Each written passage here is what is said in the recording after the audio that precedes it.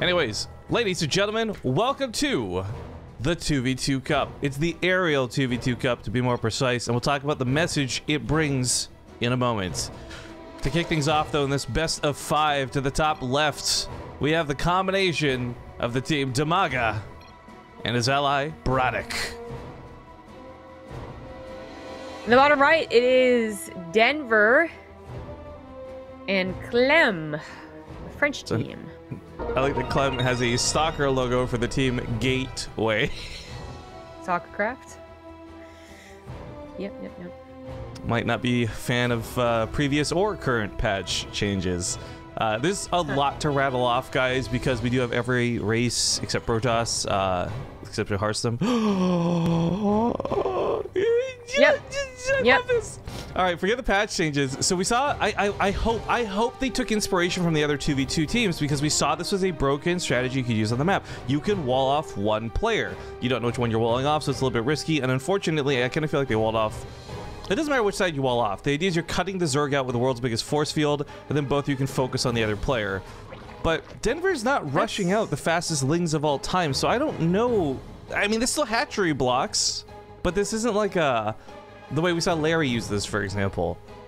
A distraction tactic so that Hearthstone was cannon rushed. No BratOK there to cannon rush, of course, and looks like he's going to really put more time into the engineering bay.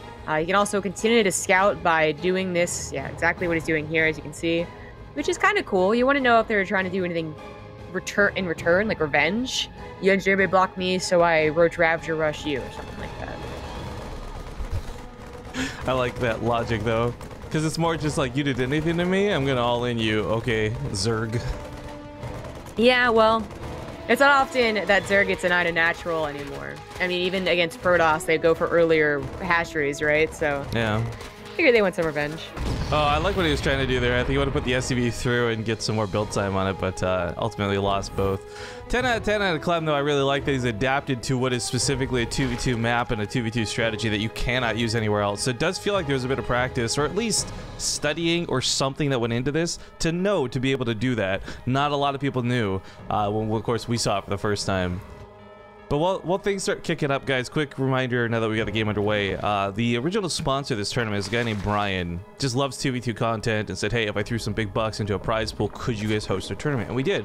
And that was the first Aerial Cup. This is the second one ever, so the second ever 2v2 tournament of the scale. And its only message is not to advertise some product or a sponsorship. It's just simply to consider pet adoption, rescuing pets, all that good stuff. Attack easily thwarted by wall off here. Thank God he walled off too. The Cyclone's coming in a little bit slow, but he should be able to finish that up. Bunker's gonna need to get canceled on the low ground. Not enough SCVs are pulled though, so it's a little bit worrisome. Well, you don't want to reach over the wall. Yeah, exactly. You don't want to pull 10 of them and then have them all barbecue. That would be just as bad. But as long as it buys time for a Cyclone, and Denver assumably just throws a couple of lings in here, even if they're slow, it should be okay. Now this is a little awkward, not quite as many lings as you would need, but there's the roaches now. It looks like he does have a transfuse almost ready to go, 3 seconds, so he'd be able to save that queen by the looks of it. Ooh. 4 Cyclones at a time, but a BratOK, though, is the follow-up. Yeah. Might not be so scared of those roaches. I don't think he would be. And, you know, Clem is not matching that whatsoever. He is now on double Cyclone production, but obviously a lot later. His Optical Man Center is able to finish, though, and obviously Denver and Clem are going to have the better macro game, but can they survive to use that macro? I mean, DIMAGA and BratOK are going to have quite a fearsome army with that many Cyclones. That almost broke the wall. I'm surprised that didn't. But choosing to back away, dealing with the links on the other side of the map. I think for Denver to get up here and scout that they're so another factory would have been nice. Unfortunately, going to be denied. Yeah. Also, quick note to Morganoth in chat. Shh, be quiet, rat. Okay, well, I'll never know what you said in Wardy's chat. Very tough hold. They tried to use the high ground, but it only lasted like for half a second. It's not enough Cyclones. Lings actually might have been a bit better, but there are still Hellions to barbecue those up, so I don't know. I do like the pullback to try and use the roaches as the the bodies for these Cyclones. Unfortunately, though, Cyclones versus Cyclones still so scrappy. SCVs are pulled. This fight almost trades out evenly, but BratOK comes out ahead. Yeah, that's the important thing, is that BratOK with these very powerful Cyclone units. Came out ahead, but then in the blink of an eye, 2 of them go down. Almost a third one. It should go down. Yeah, SC's can't repair it that fast. I really like the Lynx came out to surround the roaches. A couple Hellings still out are being a problem, but for both teams, this is pretty dedicated. More all in out of the North team, however. DIMAGA, let's not forget, cut a lot of workers to make this happen, right? 16 drones left alive is not something we want to recover from.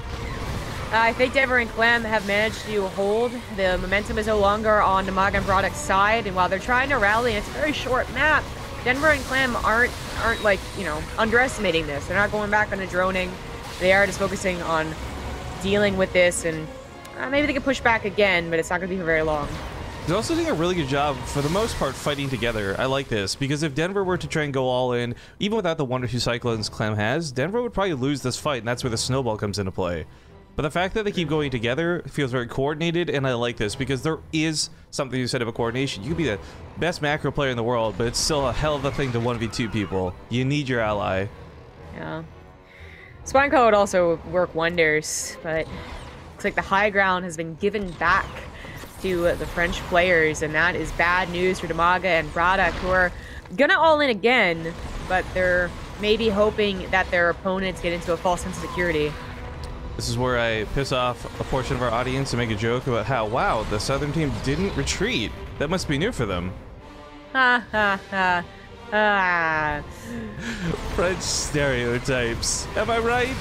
Cyclone goes down. DIMAGA, though, for as good as his roach gun is, BratOK is not keeping up with Clem. Right. Yeah, this is ultimately going to go in favor of Denver and Clem, but damn, the DIMAGA and BratOK make it really, really close. That first fight, I thought would have snowballed, but some nice decision making from well, the blue colors, I guess. Is that the purpose? Blue and red, the different varieties. Nice, GG. Ah, I like it actually. We should try and keep that if we can. All right, game 1 goes to the French team of Denver and Clem. That had said, oh, you missed out. Yeah, we got the badun-dun-sh emote from my channel now. No, everything that you've told me so far happened yesterday. Yeah, that was a good first game though, in all honesty. I think we've seen too many of these 2v2 tournaments where one team just snowballs too quickly, and we get these really quick or really boring games as a result. That was, I want to say, until like maybe the third to last engagement, something that really could have still gone either way. Cyclones are such fragile, scary units, and 3 to 4, 4 to 2, until it becomes like 6 to 3 like we saw. It's just so, anything can happen. Yeah, sorry. I really thought I said move down that time too. I just, Zombie Grub has kicked you from the lobby. I know. Stinks. All right. Rejoining now, of course. We had some bits come in, by the way. Thank you, Diesel Max Power. 200 bits thing. I'm having a bad couple of days. Cheer me up with some good team games. Well, I also gave you a shout out on Twitter too, dude. So hopefully that helps cheer you up. Not sure what's going on in your life. Feel better, my dude. Carefree Rogue, aka Brian. So if you guys like this tournament, by the way, or you enjoy the games, you can find him lurking in chat under the username Carefree Rogue. He cheered 300 bits to say, "Let's go and have fun." Thank you for that, dude. Cool. Is somebody giving you crap about your mic? What did I miss here? No, that's exactly what happened. Yeah, if you had, if Apollo wasn't the cat that would like cuddle up around the computer, you wouldn't have this problem as often. It's just the white's so noticeable on black, right? Yeah, it is. And unfortunately, most hoodies are also black, and it's very noticeable. Who the hell are you? Eh? Yeah, if that's a co-caster, they gotta let us know, because I don't know who the heck that is otherwise. Yeah, exactly.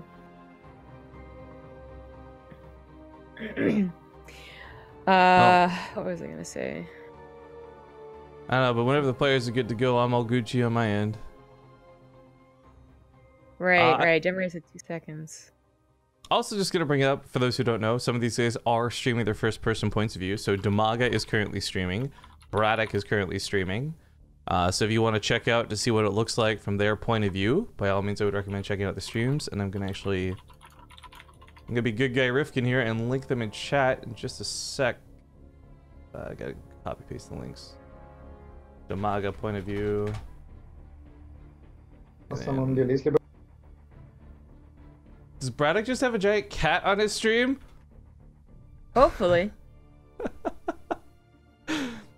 Okay, first off, he's got Susan Coffee in his bio, so I've already been clickbaited by one of the most beautiful women of all time. But secondly, yeah, BratOK's portrait is just a giant cat.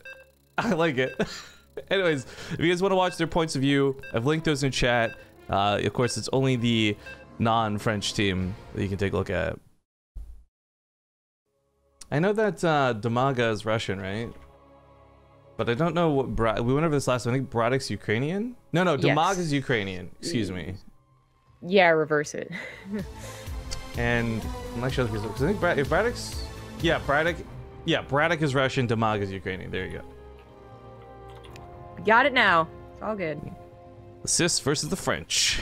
Oh, we forgot to keep the awesome color scheme that we had figured out, but this is still fine. Ladies and gentlemen, to the bottom left side of Overgrown Facility, we have the red Terran player Clem and his ally Denver, currently up 1-0 in this best of 5.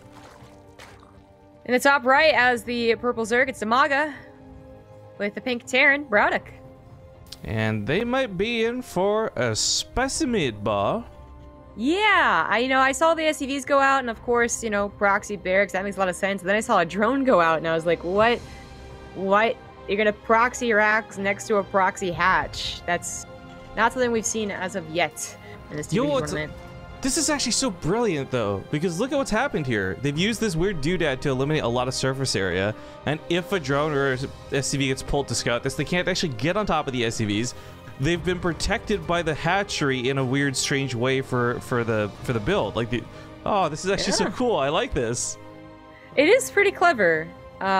Here's a question though: can they get larva out?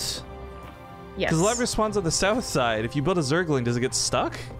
It's like the southeast side though, and I don't think it'll be stuck. There's enough of a alleyway or whatever on the bottom side. I'm like pretty sure about this. Well, I like the cheese. Funny, I like the unique touch they've added to it as well. And of course, this has now been scouted by DIMAGA. So BratOK and him have to choose how to defend this, and it's tough. Because BratOK can maybe put a bunker down, turtle up, but then he won't be able to assist his ally. The 100 minerals he's spending right now in those bunkers, 2 Marines that could otherwise be on the other side of the field helping on his opponent's or his ally's base, who is going to be open, who is going to be exposed. Oh, Clem is like classic bunkering too, crawling his way up here, but he's crawling to the wrong base. Right, the Zerg player is the one that's like really, really vulnerable. Can they deny the bunker? For a second. Let's see if it goes longer. This would be nice if they actually get the kill. Reaper can't fight that long though. Like this, you have to pull a certain number of SCVs, but that bunker should finish. Oh, okay, there we go. Oh boy, but this is where DIMAGA is still vulnerable. Like even though BratOK doesn't have to worry about being attacked, he can't really do very much about DIMAGA, right? Who's got a spine crawler to defend and a couple of lings, but it's now going to be 2v1. And essentially, Denver's also going for a Baneling bust behind this too. So whether it's using it on those Zerglings or just busting through the Terran wall, this could still be tough. But ooh, Hellion comes out. It's going to help cut off some of the reinforcements. Slowling's going to struggle to deal with that. One of the Marines gets picked off too. I really thought that Denver was going to go for Ravagers to help bust down bunkers and supply depots and like any structures, basically. But going for Lings, I don't know. This might work out better. DIMAGA won't have much defense against Banelings. So my only thoughts are Banelings in 1v1 would make less sense because you're usually left with so little after you use them. However, with an ally, you're opening the way for them to go through uncontested, and I think that's where this really works well for a team game dynamic rather than a 1v1 dynamic, right? Either way, Bailey's looking to hit that spine claw, looking to hit that mineral line. More spines coming down. I kind of almost wish he just used these on the Zerglings, not on top of the drones, but any kills are still good kills. Gets a lot of the Zerglings in the process, but not many Marines left for Clem, who has been cut off. He's had to leapfrog his way in here through the Hellions. The spine claw doesn't even die. Even if the second one did not burrow, it didn't matter. I think BratOK and DIMAGA have handled this quite well. Well, it's still an interesting situation, though, because, of course, the worker counts are still askew. DIMAGA is behind. Oh, that's true, but though. he already invested into the hatchery, and with so many queens and spine crawlers both surviving, I think that he could go back into droning theoretically. But you don't ever want to, as long as you know Clem and Denver are committing, and they absolutely are. Well, the other part of this too is, I guess, 5 queens, 2 spines. That's so much money DIMAGA's had to spend that won't really be effectively used for any kind of counterattack. And I think there's going to be the necessity of a counter after this. But not repairing his bunkers, Clem, either on purpose or mistakenly going to give up this position, heads on to the low ground. They may be shifting their focus, but I think that'll be a mistake. There's a lot of Hellions out. Chasing down these Banelings should be easy. DIMAGA has kind of, pigeonholed himself into only defending his base, right? Because he has queens just slow off of creep and spine crawlers that can't root off of creep. So I think that it is a smart idea for Clem and Denver to try and attack to the other lone player once again. Oh, wanted to go for the bunker. A little bit of hesitation. It could have been problematic. Cyclone's a bit of an issue, too. Can't get the surround with the Hellions. Marines just stuttering in, but now the Zerglings from DIMAGA come from the backside to assist, and maybe this defense is good enough, because it's starting to look a little one-sided. Yeah, I think that BratOK and DIMAGA have got this game. Clem and Denver, I don't think that to be a counterattack to tap out, although Clem is trying to get to a factory now. A single bunker holds. Hellions could be able to run by. This is game. There is an element of luck that came into this, though. Had these guys started their advance towards DIMAGA immediately and not messed around with BratOK, they may have caught him before the spine was done, before BratOK had things to come out and defend with, right? Like, I love the idea of the cheese. I don't think that's where that went wrong, but either way, kudos to DIMAGA and BratOK for holding. Now tying up the series 1-1. Very hard map to hold on. 2v2 is weird. I mean, that's what I love about this. It really feels like a lot of the times we cast these tournaments, 80% of it are players who play 1v1s that just want to play some 2v2s. But through what we just saw now, not just from the attacking team, but for the defending team, it feels like there's been some practice, and if not at least practice, good communication between the players. Mm-hmm. Let's see if I can join this lobby without getting booted, guys. Wish me luck. My bad. I didn't even notice, to be honest. If you didn't say anything, I would have just been like, oh, bugged out. Like, rejoin. That's what I should do every time now. Just keep kicking you and be like, oh, this keeps on bugging. I don't know. I don't know. Can we just write a message to Blizzard? This is ridiculous. Well, I got a heck of a lot of people tuning in, so hi everybody. I know not all of you are going to be sticking around, but for those who are enjoying, like I said, there's 2 best of 5s and a best of 7, over $1,000 on the line, and we hope you'll consider coming to the channel and hanging out with us for the rest of it. But if you are just coming and going on the front page, thanks for stopping by either way. It's just nice to see a lot of people watching 2v2s. I like 2v2s. I wish we could justify doing 2v2s more, but man, nothing viewership-wise ever seems to beat Alima League. That is like the golden child, the golden goose. I was like, wait a second, I have one too many people in here. Wait a minute. So while we wrap up this series, thank you Xenobeer for doing that because it reminds me. If you guys do recognize these names from back in the day, Beastie Cutie or Nurchio or Hearthstone, and I guess for the newer folks, Optimus, those are the 4 players that will be playing the next series. Yeah. Okay, Sludge City is not the worst map, but it is one of the weird ones. What's the water map? That's got to be the worst map. The what? You mean the flooded map?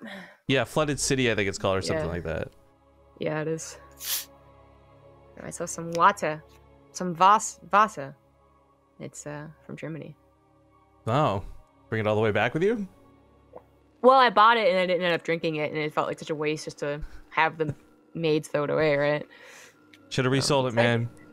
As exotic import. Yeah, what if the customs caught me though, Rifkin? Ooh. What a trouble. Well, actually, with the way America's going, you're white, so you'd probably be okay.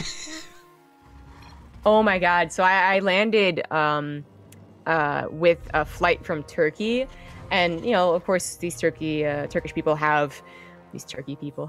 These Turkish people have visas. Turkey people sound like some sort of half-breed of like, hello there, I'd like to go. Well, they have visas, so they were along with, you know, the U.S. citizens and visa holders. And oh my God, there was 3 custom agents, and the line was only like 100 people. Really not that bad, right? But it took so long. Every single Turkish person with a visa, they stayed on like for 10 minutes. Yikes. Like, This ain't right.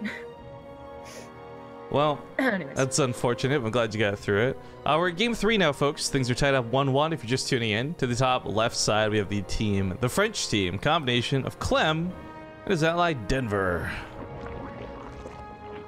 The bottom right has the pink Terran and his BratOK with his teammate DIMAGA, his teal mate. That deserves a Rift D in chat if anyone's got one. Yeah, I don't get to make that joke ever.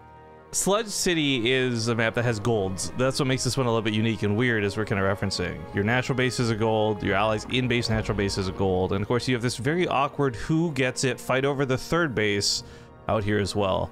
One ramp to connect the two bases, and then just a lot of midfield. But this is one of the maps we've actually seen play out longer. It's really cool because you get the expansions to the side, and you can really have this map play out. But that's if you can get that far. We have not seen too, like, there's been less than a handful of games that went on past the 20-minute mark in this 2v2 tournament, and part of it is it just snowballs so much harder with 2 players than 1. Because in 1v1, you can at least bank on at some point your opponent will usually make a mistake, maybe you capitalize on it, boom, you're back in the game. Not so much for 2v2, because you got to rely on 2 people making a mistake. That's just not going to happen a lot of the time. Yeah. But despite the weirdness of the gold bases on Sludge City, it is one of the nicer maps. Like, it's a bit bigger, so it's not nearly as rushy as the one we just saw. Well, actually, the first map, not even the one we just saw, because that was just because it was a proxy.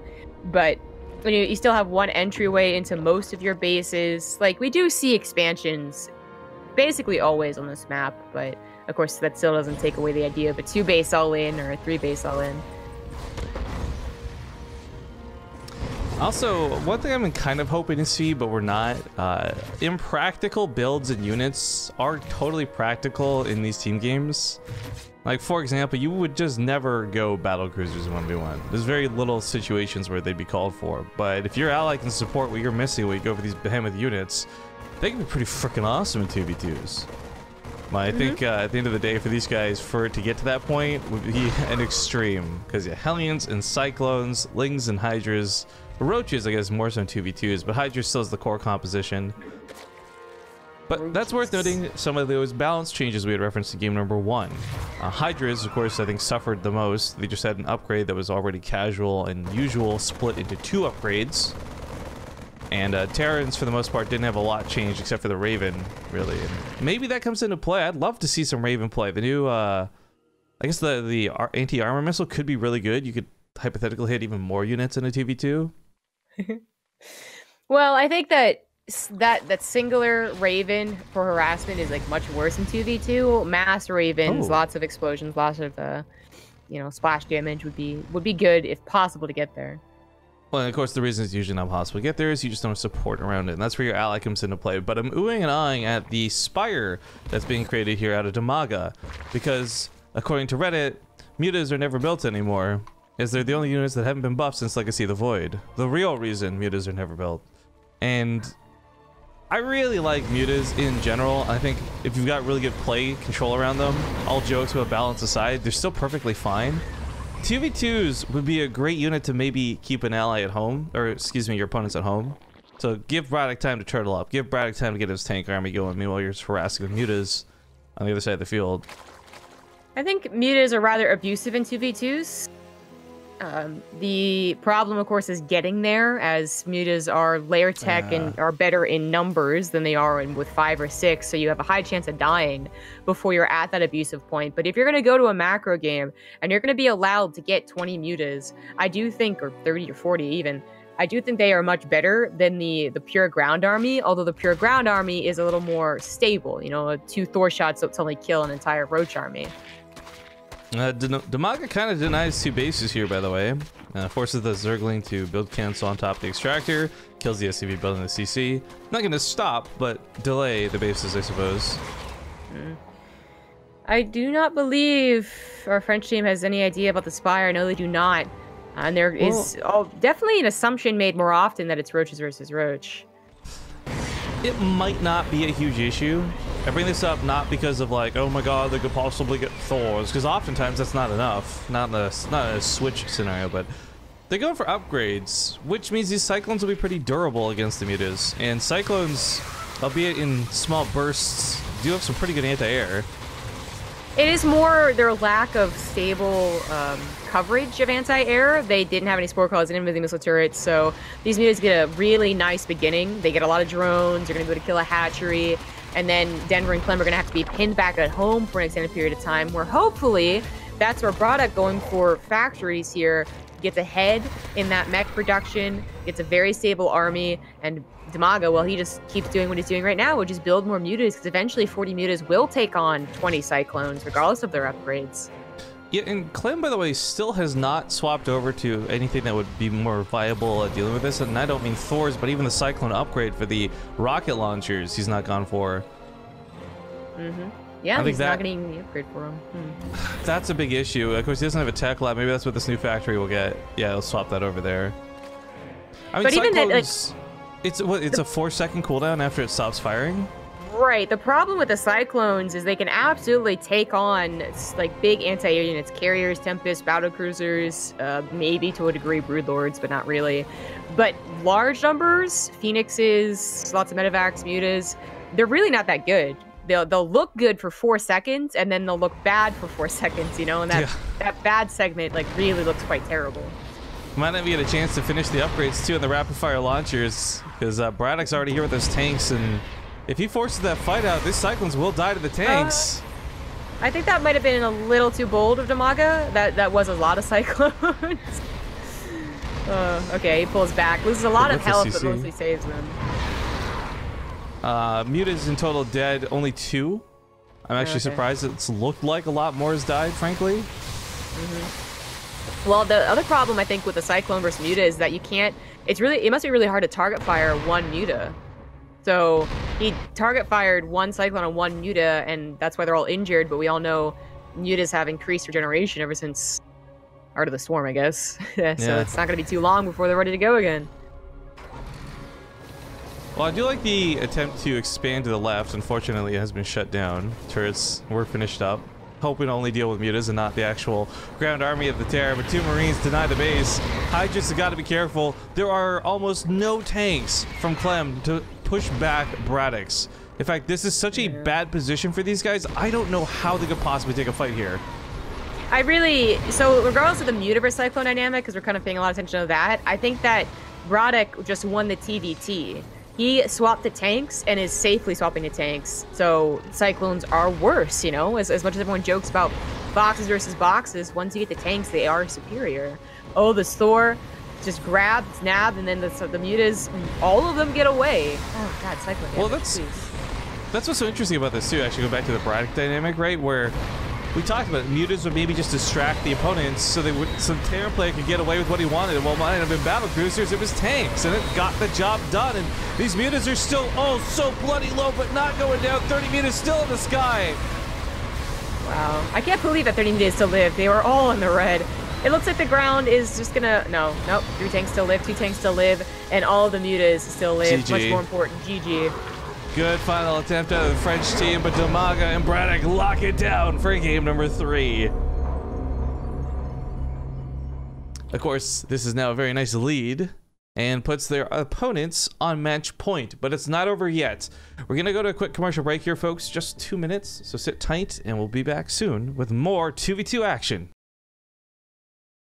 All right, folks, thank you kindly for watching that break. We are getting the lobby for the 4th game and possibly the final game, Black Site 2E, for this first best of 5 of the day.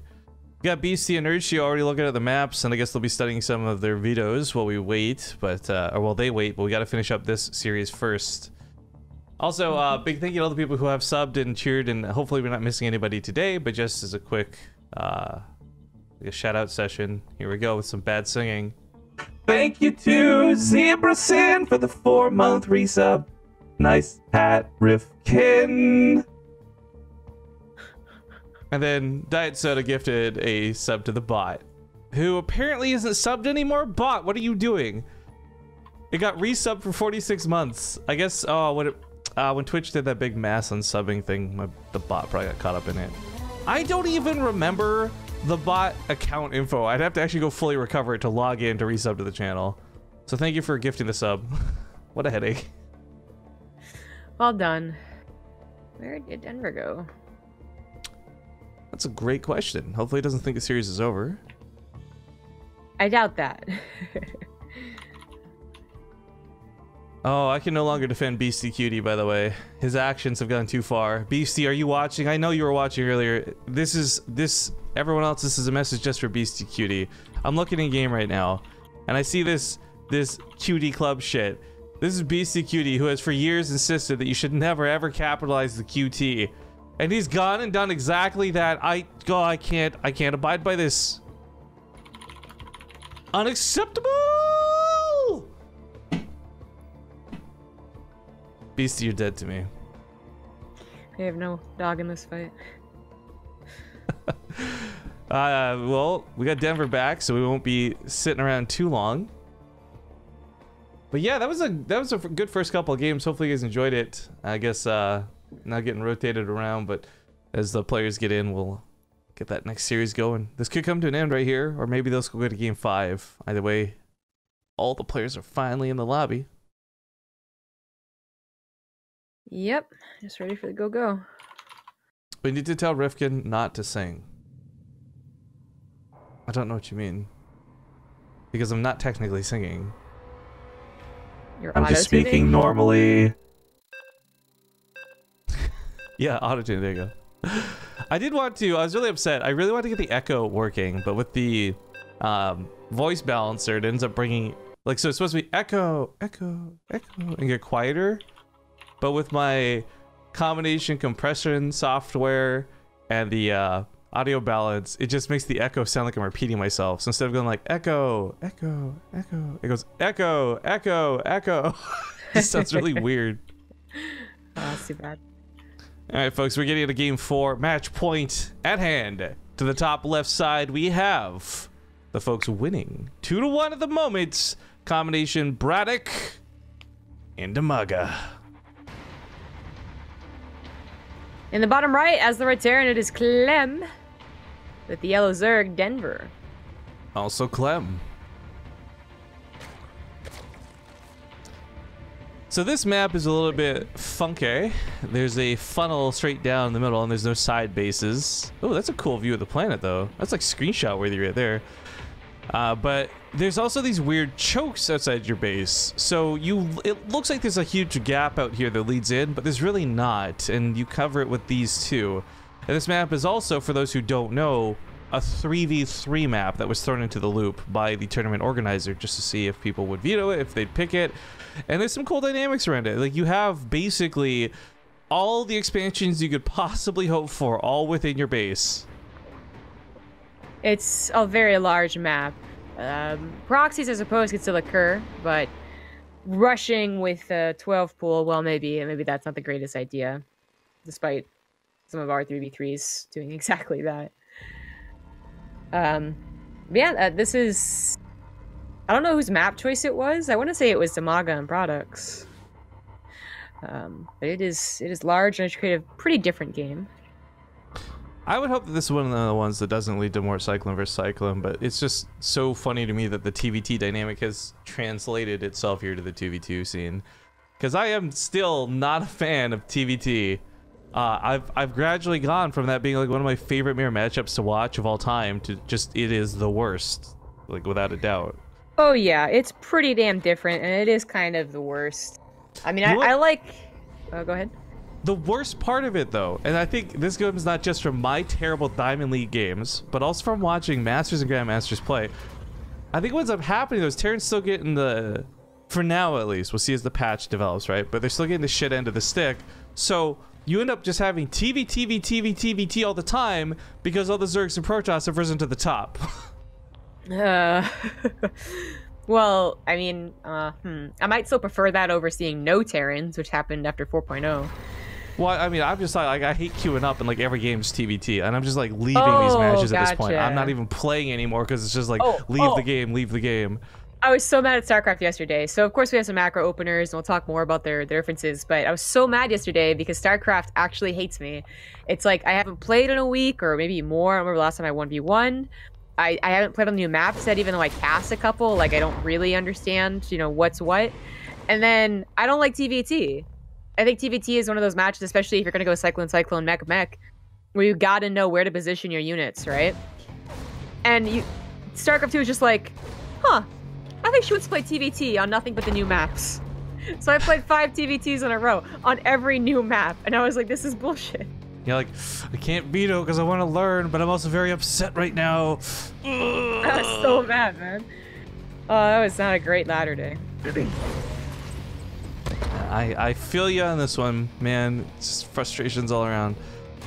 Denver tries to get up here for some scouting at the very least, but DIMAGA is actually doing a pretty good job denying that. One Zergling still manages to slip through and sees the layer timing, and I think this is one of the things they're looking for, worried about a Spire, as Denver goes for his own. Yeah, he's like, you know, that Spire thing was pretty good last game. It's top notch. Blue Flame versus Blue Flame as well, so we got a lot of glass cannon action that's going to be happening on the low ground, and I gotta be honest, if this is Blue Flame Hellion versus Blue Flame Hellion and Muta versus Muta, it might just be the most fragile, volatile matchup of all time. This could be really fun to watch, to be honest, but Denver does have the faster Spire, and that usually it's just better, you know? Like, even if it's only by 10 seconds, it's just better. And Clem, is already trying to get to some siege tanks. Might get the better end of the Blue Flame Wars to start things off. He's ready. He wants to chase DIMAGA and BratOK as they go into Denver's. Oh, it's a lot of Hellions, and he's not pulling any drones away. It's a little bit scary, but Denver's sticking to his guns, just keeps mining through it. That is brave. That is so brave. It's brave, but it's also smart. If they did die for the drones, and that's when BratOK and DIMAGA lose all of their units. Nicely done by our French team. As I said, the Spire was just a little bit faster for Denver. Let's see, DIMAGA's bank is a little bit better, though, and that's like the key difference. Who has the fast mutas versus who has more mutas. Oh my god, you know what's just so sick about this? If it is blue flames for both sides, then they're not spending gas, really. Maybe a tank or two here. You just feed your Zerg ally all the gas. More mutas, more faster. Yeah. Well, if that was possible. Way so good. If that was possible, it would be a strict 6 strat, but I think the fear of losing the mech, the TVT, is definitely there. Now, the mutas reveal themselves, and they both, I think, know what they're doing. The amount of Hellions, the amount of Lings, like, it's been very mirrored up to this point, and will kind of continue to be. Unfortunately, neither Zerg player got that Carapace, which I wanted to talk about last game, but it was over before I could. But if you're going to go for, like, mass muta, like engagements that is literally your army, then Carapace is actually a bit better. But fine. Well, Flyer attack's okay too. I think there's gonna be a lot to be said about the mutas, similar to like what we saw last game. But at the same time, last game is also kind of more dependent on the mech players, so it might, I don't know, I want to imagine there's some math involved here where the mutas cancel the mutas out, and it just comes down to the mech versus mech. That confused me for a second. Well, I don't, like last game it was so cut and dry because Clem had gotten stuck in the Cyclone Wars that I could easily tell what happened in the TVT and what would happen with the mutas. But this time the mech players, the Terran players, are trying to accommodate for the mutas by going for some Thors. So I think that it makes it definitely more into a mirrored, even matchup. It's going to be really hard to call. It's going to come down to execution, and more importantly, I think, who gets out-positioned. Yeah, there we go. Like, who doesn't see the mutas coming and gets their entire factory production racked. I'm just trying to think if Thors are the best option.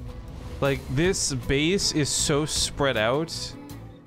Actually responding to the mutas could be a pain in the butt. Meanwhile, if you put like 4 Widow Mines, a cheaper, fast alternative in just the right spot, and your ally baits the mutas over them, I don't know. There's a lot of cool potential for how this could play out. But snowballs are certainly going to be the case. Denver, right now, 22 mutas can easily take a fight against DIMAGA.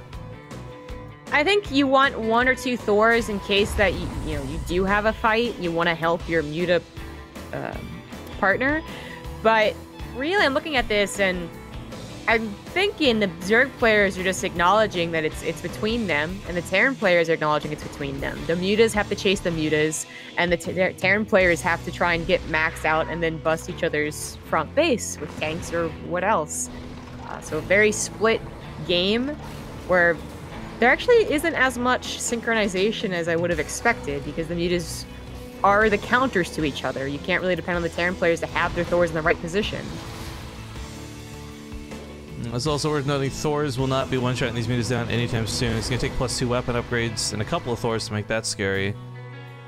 Transformation servo out of Clem as well. Curious on his use of this. I mean, Hellions and Hellbats obviously, but maybe we'll see that come into play for the Vikings.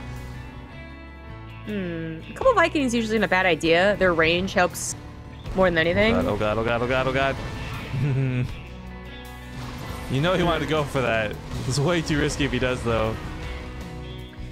The push out. Denver has a bit slower of a Carapace upgrade, and even on the mutas. Okay, so he could lose the muta war if he took this fight right here, right now. Unfortunately, Clem not quite having his Thors in position. There they are now. But there's BratOK's mech army. Now, both players are getting stacked up on top of the Thors, but Denver takes out that Thor like nobody's business. In the meantime, BratOK takes out Clem, though, so it kind of ends up washing each other out. Well, I think that BratOK and DIMAGA might have just won the game. Yeah, He is now far ahead on the muta count. The Thor shots just simply weren't that great, and then Denver's units weren't attacking, they were running, so DIMAGA got a bunch, very large lead, and that is something that usually holds. His only potential to throw away this lead is to run into a Thor. So DIMAGA has been mining off 4 bases, and I think that's a big part of why we're starting to see him get ahead in that count, but I really feel somewhere Clem could be feeding those minerals to make up that gap if this was the focus, but at the same time, a couple Liberator shots, a single Thor volley, and suddenly Denver could win the muta fight. That is still absolutely true. It hasn't happened so far, even when it looked like it might. DIMAGA almost had no Thors helping him, but instead going up against Thors. Oh no, Denver, I'm not sure what just happened there. He was doing a really good job controlling the mutas, keeping them split, trying to make sure he wouldn't run into exactly what he just ran into. Goodbye, Liberator. The other one's even more awkward as it just runs away. The mutas are in dire straits. They're running away, but like where to? And it's not to the aid of Thors or Vikings. It's just running away for the sake of it. Gets over the turret. That's not going to help. Well, no, but it doesn't matter. Denver is absolutely losing this muta war. 42 mutas to 8 now. Oh, Jesus. Yikes. There's no muta war here for Denver anymore. And there's also no ground war for Clem if he loses those Thors. He just all the tanks will be cleaned up, and that is a victory for BratOK and DIMAGA. Yeah, I think that's there needed to be some degree of baiting to really make this work out. Unfortunately, that was so all in for the tactics here, right? Like mutas are not something you can cheaply invest into and casually lose. They can't win the game against 3 Thors though, so there is still a bit of a hold coming here for our French team. Even a little bit of fancy micro. BratOK's mech army is cleaned up. Clem now instigates a counter, I suppose, but his army's really not that big. Ooh.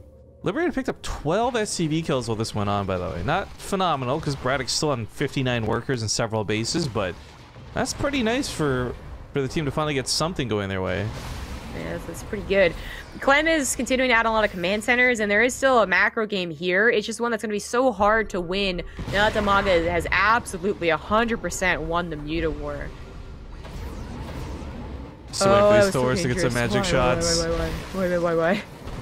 But also, why DIMAGA just standing there? Well, I like the hold position, though, because it kept him from getting baited, but it's still not going to be enough.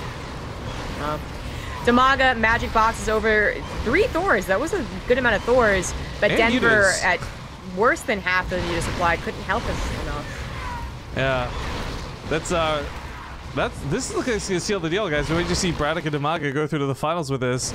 Meanwhile, Blue Flame Hellions managed to slip by into the base, so all the workers are dying on the right side as they rush to defend against this. The main army's pushing on the left. Those mutas are still a massive problem. I think that BratOK and DIMAGA have done it, mostly on the back of DIMAGA winning the muta war, but I'm sure Clem and BratOK were doing wonderful things to help. I'm sure that was an equally important part of the matchup, but it didn't look that way. It was once DIMAGA won the muta war, they won the game. I do want to note, by the way, folks, because we didn't really talk about this today, but there is a 3rd and 4th place prize, so Clem and Denver will finish this tournament with $131 to be split between the two of them. Okay. I got a little spoopy. boy. It's still 38 mutas to 19, even if a lot of them are low. I think the other part of it too is the base situation is way better on the other side of the field. Like they've just got more mining, better production potential, recovering from a bad engagement. Yeah. But there's the tap out. There's the GG. BratOK and DIMAGA will go on to fight in the finals. A+. But now we gotta figure out who their opponents are gonna be, because coming up next is gonna be Hearthstone and now Optimus versus Beastie Cutie and Nurtio in another best of 5. So let's talk about the prize money for this though, because it has been boosted through Matcherino. So if you guys want to get involved with the prize pool, you got a couple of bucks rattling around your PayPal. You don't want to give it to some lousy casters, but you'd love to have it go to the players. Check out the Matcherino link. Type ! Matcherino in chat. First place prize is worth almost $500 for that team alone to split between the two of them. Second place, $210. And then as just mentioned, third and fourth place prizes will walk away with no less than $131. Ah, but good guys, other team already have the vetoes sorted. So we're gonna quickly duck away to a commercial break. When we get back, we're gonna have the next series start up immediately. So sit tight, and we'll see you guys soon.